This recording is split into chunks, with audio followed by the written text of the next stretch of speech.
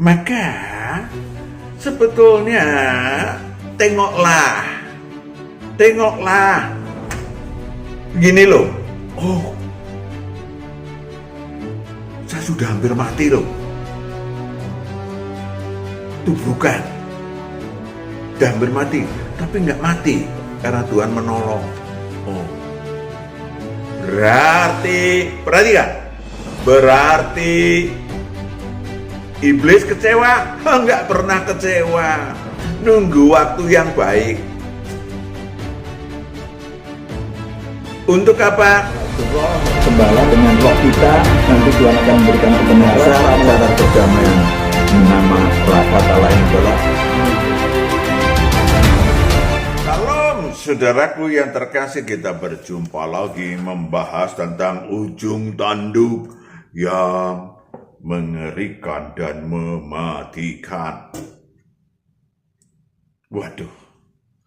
Tetapi kita akan menyaksikan satu lagu pujian terlebih dahulu sebelum kita melanjutkan makalah yang kata saudara mengerikan ini.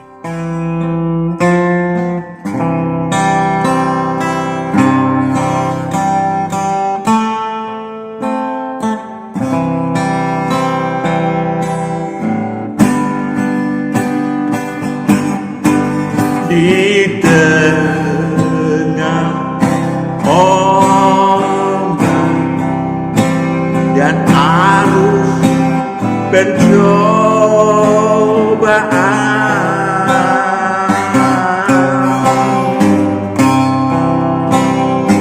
hampir tenggelam tujuan Allah hidupku.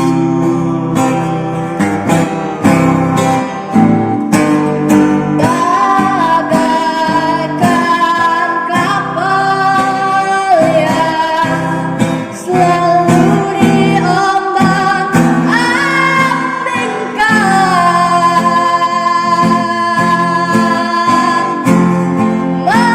mengharap kasihnya seolah-olah tiada mampu.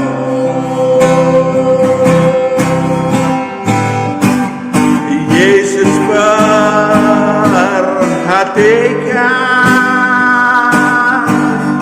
kehidupan setiap orang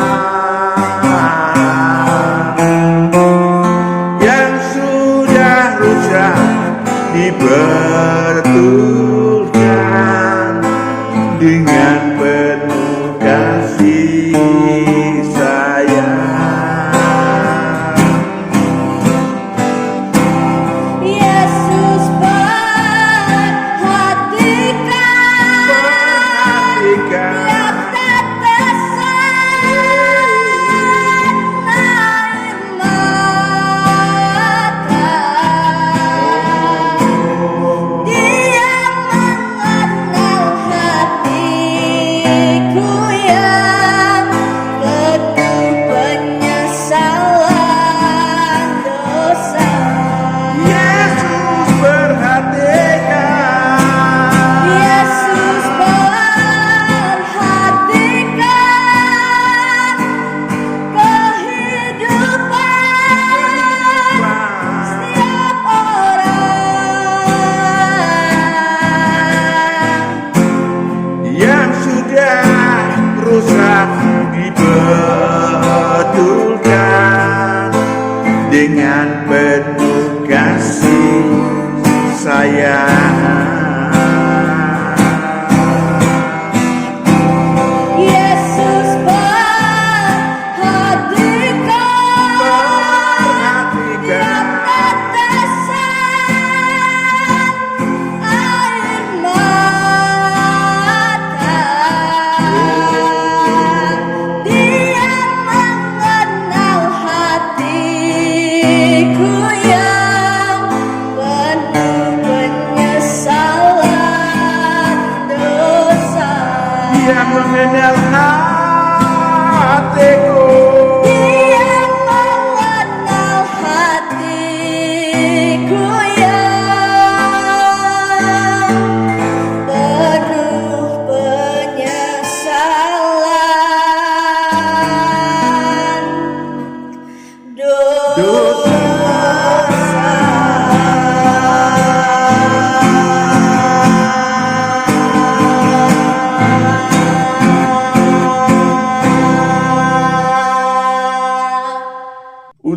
tanduk yang mengerikan dan mematikan, yes.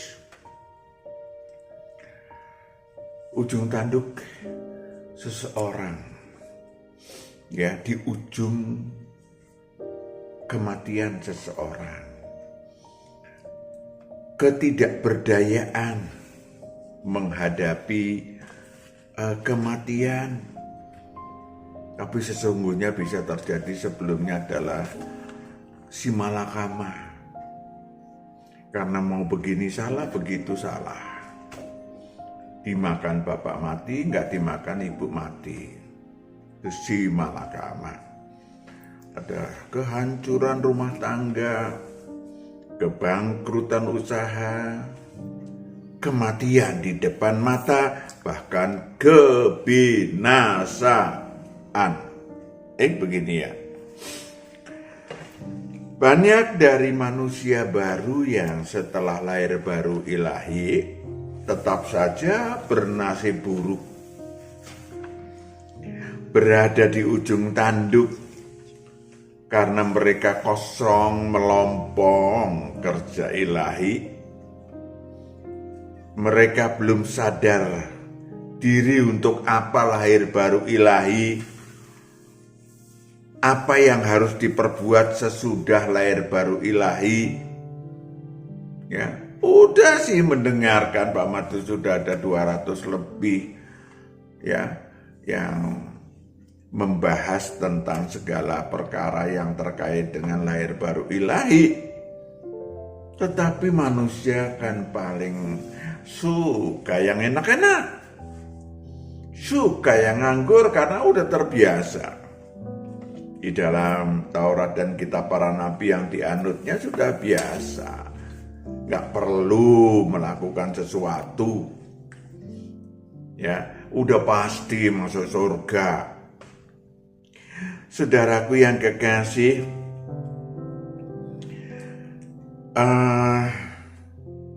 sekali lagi kasus pertama saya sampaikan dulu ya, sebelum membahas kelanjutannya.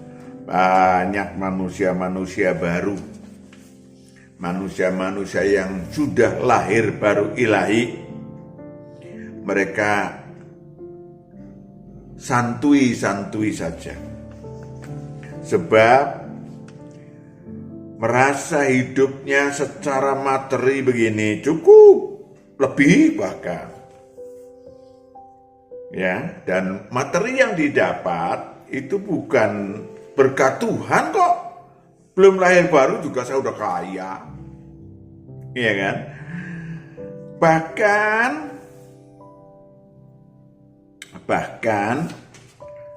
juga merasa sehat.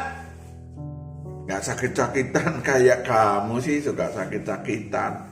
Udah lahir baru sia-sia. Enggak, saya gak pernah sakit. Begitu merasanya. Ya. Saudaraku yang kekasih,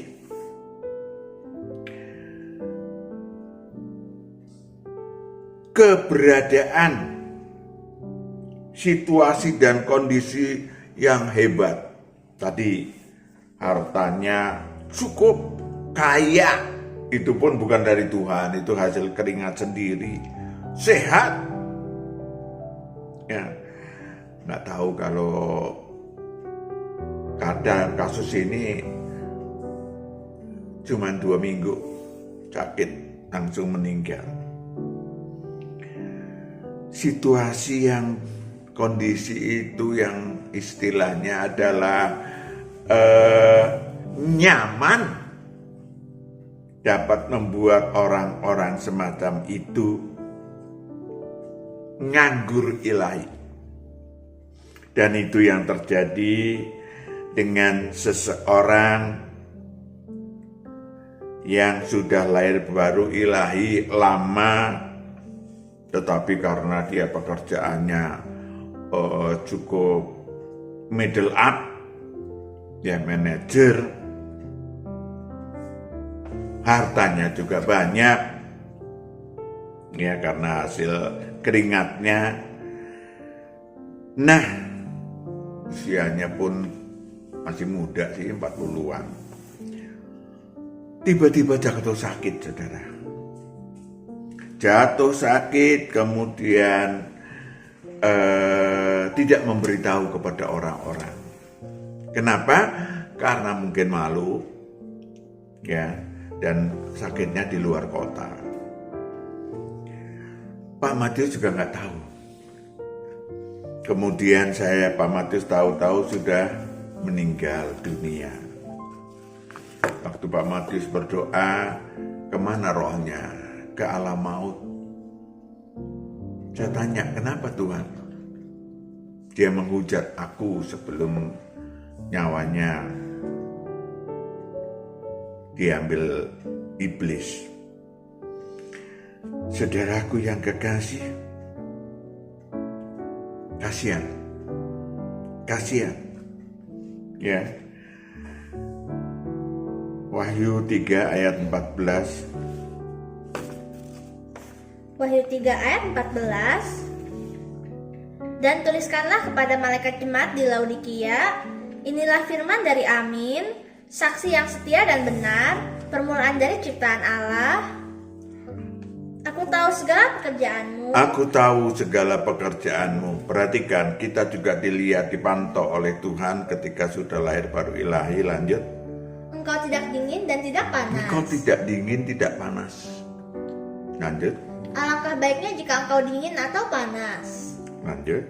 Jadi karena engkau suam-suam kuku Engkau suam-suam kuku, dan tidak dingin atau panas, tidak dingin atau panas, aku akan memuntahkan engkau dari mulutku.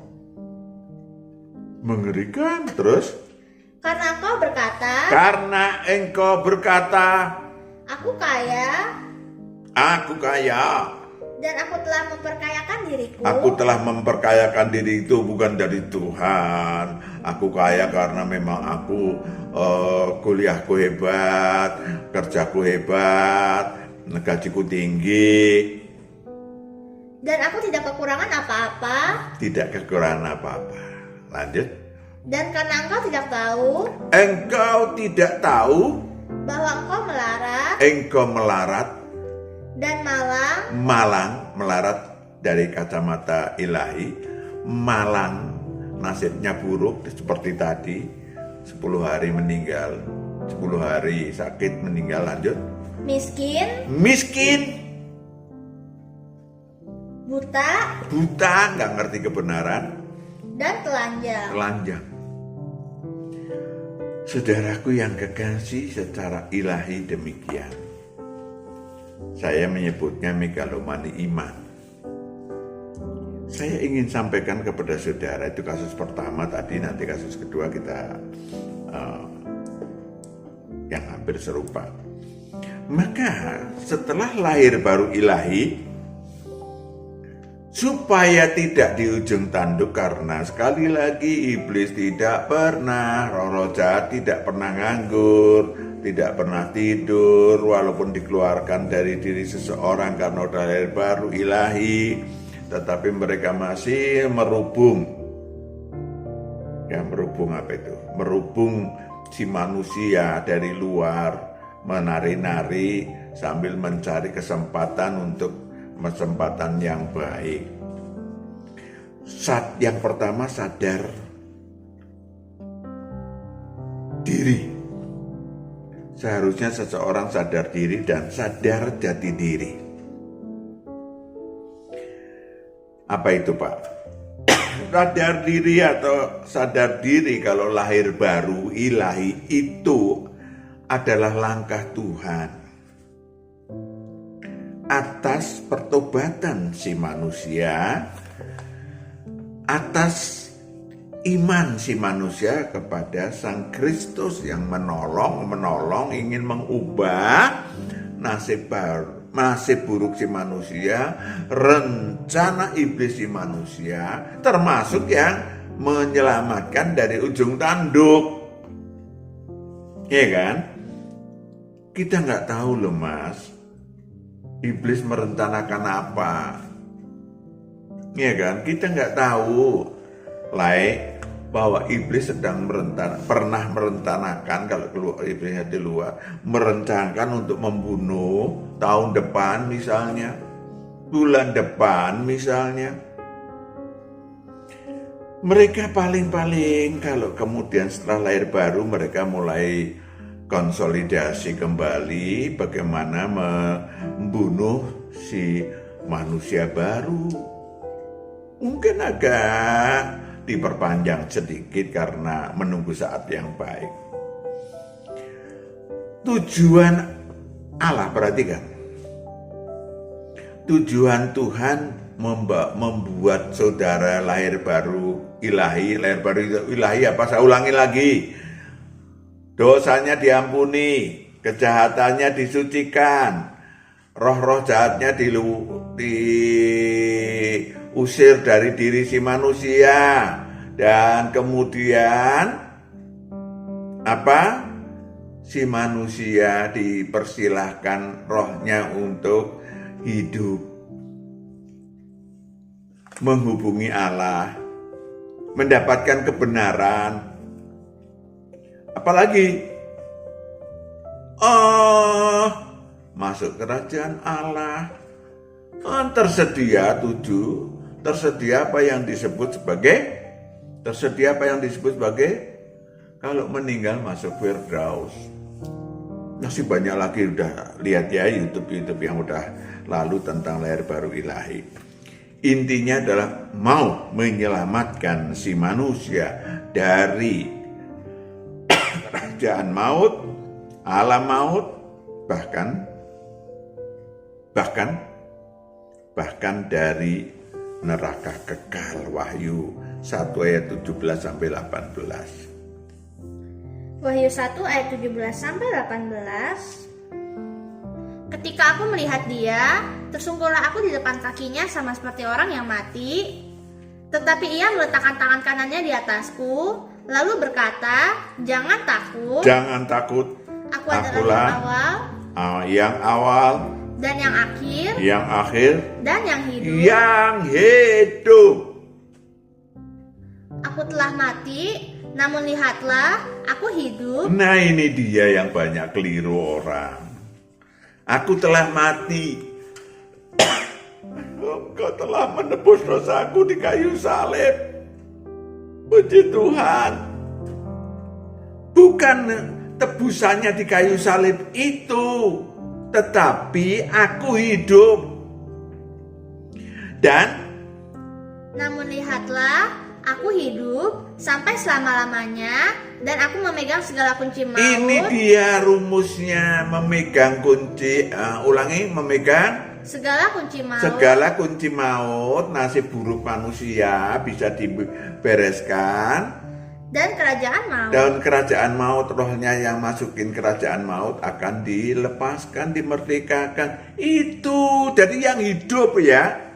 Yang hidup. Bukan anak manusia yang mati di kayu salib. Cukup jelas saudaraku yang kekasih.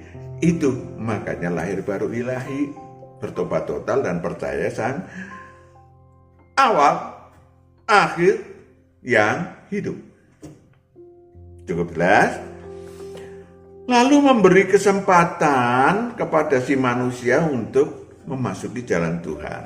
Mungkin dulu jalan Taurat dan kitab para nabi yang saudara anut, pasif. Lalu jalan Tuhan. Jalan Tuhan itu apa sih, Pak? Pergilah ke seluruh dunia, jadikanlah seluruh bangsa muridku. Pergilah, aktif kerja ilahi. Menjadikan murid, karena si manusia yang lahir ke ilahi itu menjadi murid Tuhan. Itu namanya apa yang disebut sebagai jalan Tuhan. Beda dengan jalan Taurat dan kitab para nabi. Yang ketiga adalah mengubah nasib buruk jasmania si manusia. Ya. Hanya bisa dilakukan oleh Sang Kristus. Hanya bisa dilakukan kalau saudara datang kepada Sang Kristus. Menjadikan pencobaan. Tentu saudara sendiri dong. Lalu saudara bilang, setiap pencobaan merupakan kebahagiaan karena aku bisa belajar kebenarannya. Itu dia. Maka saudara akan memenangkan percobaan itu. Entah itu percobaannya adalah sakit, saudara bisa memenangkan bersama Tuhan. Entah percobaannya itu masalah keluarga, masalah apa yang disebut sebagai ekonomi. Oke, Tuhan memberikan apa? Kebenaran. Supaya saudara mengikuti, belajar kepada Tuhan, dan mau nggak dikendalikan Tuhan. Oke, itu tersedia dalam seseorang yang lahir baru ilahi. Lalu tadi belajar kebenaran dan menerapkan dalam hidup. Belajar kebenaran dan menerapkan dalam hidup. Kebenaran tentang diri pasca lahir kembali.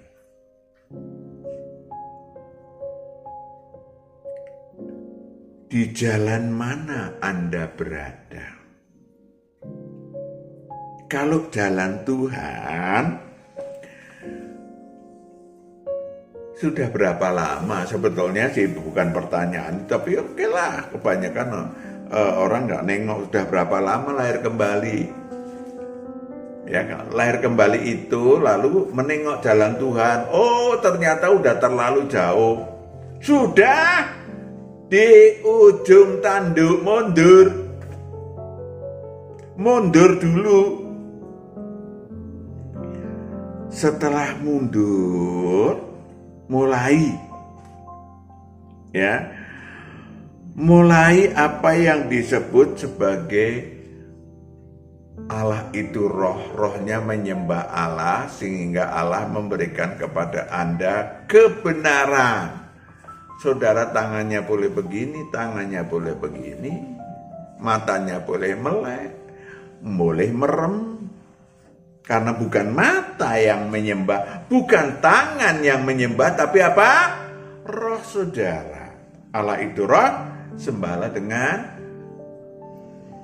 roh dan kebenaran.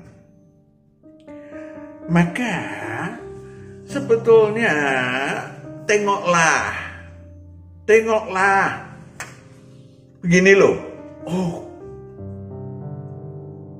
saya sudah hampir mati loh. Tubrukan. Sudah hampir mati, tapi nggak mati karena Tuhan menolong. Oh, perhatikan. Berarti iblis kecewa? Enggak pernah kecewa. Nunggu waktu yang baik. Untuk apa? Untuk supaya bisa dilanjutkan rencana membunuh si manusia. Kalau saudara sudah pernah ditolong Tuhan, lalu saudara bilang, oh Tuhan terima kasih. Berarti Anda mendapatkan kesempatan perpanjangan usia. Untuk apa? Untuk bersyukur kepada Tuhan. Ya kan? Banyak orang ya acuh aja. Nggak fair duli. Sesungguhnya, ya, saudara harus mulai membuang. Oh, ternyata aku sudah disuruh untuk tidak melakukan kebodohan. Tapi kepalaku keras. Keras kepala. Sehingga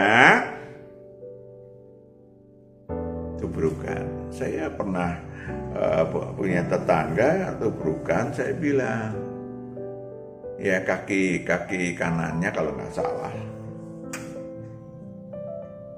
ya pincang akhirnya. Saya bilang, ayo datang kepada Tuhan. Tapi malah datang ke dukun. Ya, dukun di arah ke Sukabumi. Apa yang terjadi saudaraku? Setahun kemudian dia tubruk mobil dan meninggal. ngutangnya malah bertumpuk. Dia tidak mau menyelamatkan diri dari ujung tanduk.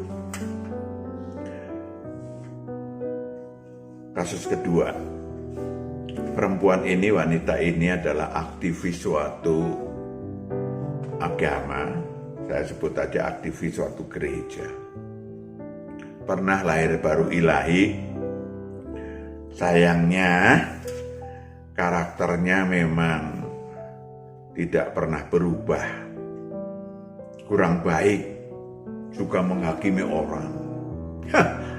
Kamu mirip yang pertama sih, cuman kamu sakit-sakitan, berdosa lo, kamu miskin, gara-gara berdosa. Kalau ikut Tuhan tuh pasti diberkati, ikut Tuhan tuh gampang sembuh. Saya nggak pernah sakit kok, karena ikut Tuhan. Wow, saudaraku yang kekasih, ya, tiba-tiba dia sakit. Ibu ini yang setengah baya sakit, saudara. Tetapi orang seperti yang pertama tadi tidak dikasih tahu. Suatu hari dia sudah sakit 1 bulan kalau nggak salah ya, di rumah sakit. Dikasih tahu, Pak Matius tolongin dong, doain. Siapa yang didoain? Si Anu. Memang kenapa? Di rumah sakit, Pak, sudah 1 bulan nggak sembuh-sembuh. Oh, kebetulan ada pelayanan. Habis pelayanan saya diajak ke rumah sakit. Puji Tuhan masih sempat dia menangis terseduh-seduh, sempat bertobat, minta ampun. Besoknya meninggal, saudara. Puji Tuhan, rohnya masih selamat. Sekali lagi, rencana iblis untuk memojokkan si manusia di ujung tanduk tidak pernah berhenti, menunggu saat yang baik. Maka saudaraku, mari kita tengok, apakah seperti minggu lalu, apakah menu makanan ilahi sehari-hari setelah lahir baru ilahi? Apakah Anda rohnya kelaparan? Tidak mengumpulkan nilai ilahi, ya, sepotong pun, ya. Kenapa? Tunjukkan sebetulnya rasa syukur kepada Tuhan, menjadi terang, menjadi garam. Saya ulangi lagi, menjadi manusia yang dianggap Tuhan mempunyai ini, orang mempunyai mata untuk melihat. Terima kasih Tuhan, ya. Maka saya pakai untuk baca firman, untuk tersenyum, untuk menari-nari. It's okay menari. Tetapi untuk mengasihi manusia juga, manusia lain. Saudaraku yang kekasih, kalau tidak, Matius 12 ayat 43 sampai 45. Kalau tidak, Matius 12 ayat 43 sampai 45. Apabila roh jahat keluar dari manusia, ia pun mengembara ke tempat-tempat yang tandus mencari perhentian, tetapi ia tidak mendapatnya. Lalu ia berkata, aku akan kembali ke rumah yang telah kutinggalkan. Maka pergilah ia dan mendapati rumah itu kosong. Oh, kosong, nggak ada aktivitas ilahi. Bersih tersapu, dan rapi teratur secara jasmania, bukan secara ilahi, dari kacamata ilahi. Lanjut. Lalu ia keluar dan mengajak 7 roh lain yang lebih jahat daripadanya. 7 tentu bukan 7, tapi 7 kali bisa pangkat 7. Lanjut. Dan mereka masuk dan berdiam di situ, maka akhirnya keadaan orang itu lebih buruk daripada keadaannya Lebih semula. buruk daripada keadaan semula, diseret ke ujung tanduk. Yang tadinya iblis merencanakan sakit, ya, sakit, stroke, 6 bulan, 5 bulan, mati enggak, mati masih belum cukup untuk mematikan. Tapi ketika seseorang lahir baru ilahi dan kosong, maka buru-buru dibunuh. Buru-buru dibunuh seperti kasus-kasus tadi. Ya, maka saudaraku yang kekasih, apakah saudara kerja ilahi? Ya. Ya, cuman pas-pasan. Pas-pasan hidupnya. Kok pas-pasan, Pak? Ya, haleluya, puji Tuhan kalau dia orang Kristen. Baik sekali engkau Tuhan, keluar dari gereja, udah lain lagi. Tadi di gereja ada plus 20, plus 50, keluar dari gereja, pulang sampai rumah ngamuk-ngamuk. Ya kan? Ngamuk-ngamuk. Istri masak keasinan dibuang. Minus 100. Ya, marah-marah sama istrinya, minus 200. Jadi nombok berapa? 150, cepet lebih. Jelas. Makan kenyang, bayar utang. Ya, perhatikan baik-baik. 1 Korintus 6 ayat 19-20. 1 Korintus 6 ayat 19 sampai 20. Atau tidak tahukah kamu bahwa tubuhmu adalah bait Roh Kudus Bait Roh Kudus di mana? yang diam di dalam kamu, Roh Kudus yang kamu peroleh dari Allah, dan bahwa kamu bukan milik kamu sendiri. Kamu bukan milik kamu sendiri kalau udah dibayar lunas utangnya oleh Tuhan. Sebab kamu telah dibeli dan harganya telah lunas dibayar. Karena itu muliakanlah Allah dengan tubuhmu. Ulangi lagi. Sebab kamu Karena telah itu dibeli dan harganya telah lunas dibayar. telah lunas dibayar. Karena itu muliakanlah Allah dengan tubuhmu. Yes. Mulai membayar hutang kepada Tuhan. Kok begitu? Iya, tadi udah dibaca kan. Muliakanlah Tuhan dengan tubuhmu. Yang terakhir adalah makan kenyang. Seperti udah kita bahas ya. Makan bergizi, lunas utang, dan nabung. Ini baru. Ya, sadar jati diri. Ya, teken ikatan dinas kepada Tuhan. Masuk kerajaan Allah. Tumbuh dan berbuah, ikut di dalam ambil bagian dalam kodrat ilahi. Udah dibahas tuh ya, makanya Pak Matius nggak panjang lebar, sehingga rohnya tumbuh dan berbuah, grafiknya naik, bukan fluktuatif. Banyak orang yang fluktuatif. Haleluya, mana lo? Haleluya. Bayar utangmu. Ini dia. Maka kesempatan di bumi lebih panjang dikasih Tuhan. Dikasih Tuhan usia yang panjang. Betul Pak, betul. Ya, menjadi murid Tuhan dan menjadi murid Tuhan dan berbuah banyak. Yohanes 15 ayat 8. Yohanes 15 ayat 8. Dalam hal inilah Bapakku dipermuliakan, yaitu jika kamu berbuah banyak. Jika kamu berbuah banyak. Dan dengan demikian kamu adalah murid-muridku. Dengan demikian kamu adalah murid-muridku, bukan murid yang aku sendiri, tetapi diakuin oleh Tuhan. Amin. Kita mulai saudaraku menerapkan kembali ke titik awal kalau saudara sudah di ujung tanduk atau merasa, ya, belajar sejarah ilahi diri. Apa itu Pak Ustaz? Tengok, mungkin saudara sudah pernah diselamatkan Tuhan seperti tadi. Ya, mungkin saudara bisa nengok, kakek saya mati muda, bapak saya mungkin masih udah mati muda, adiknya bapak saya mati muda.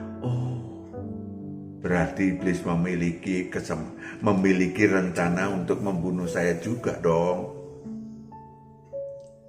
Ya, ini jangan napak tilas, yang bodoh, yang tidak cerdik, napak tilas malah. Udah tahu kakeknya mati muda, bapaknya mati muda, 40 tahun udah meninggal. Kakeknya 45 tahun meninggal. Adiknya bapak juga cuma 40 tahun. Cerdik dong. Artinya hutang mautnya tinggi. Bahkan hutang maut untuk kematian. Demikian juga soal kemiskinan dan seterusnya.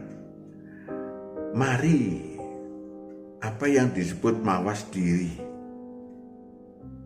ya, tetapkan pilihan. Kalau saudara memilih jalan Tuhan, kalau saudara memilih ikut Kristus, artinya saudara harus aktif menyangkal diri, memikul salibnya setiap hari. Aktif, gak bisa nganggur, ya. Itu pilihan. Jadi sekali lagi persiapkan secara matang. Lukas 14 ayat 28 sampai 32. Lukas 14 ayat 28 sampai 32. Sebab siapakah di antara kamu? Lukas 14 ayat 28 Oke, come on. Sebab siapakah di antara kamu yang kalau mau mendirikan sebuah menara tidak duduk dahulu membuat anggaran biayanya? Jadi beda kalau saudara pengikut Taurat dan kitab para nabi, nggak usah ngitung-ngitung. Tapi kalau ikut Tuhan dihitung. Artinya saudara harus, saya harus aktif. Lanjut. Kalau cukup uangnya untuk menyelesaikan pekerjaan itu, supaya jikalau ia sudah meletakkan dasarnya dan tidak dapat menyelesaikannya, jangan-jangan semua orang yang melihatnya mengejek dia sambil berkata, orang itu mulai mendirikan, tetapi ia tidak sanggup menyelesaikannya.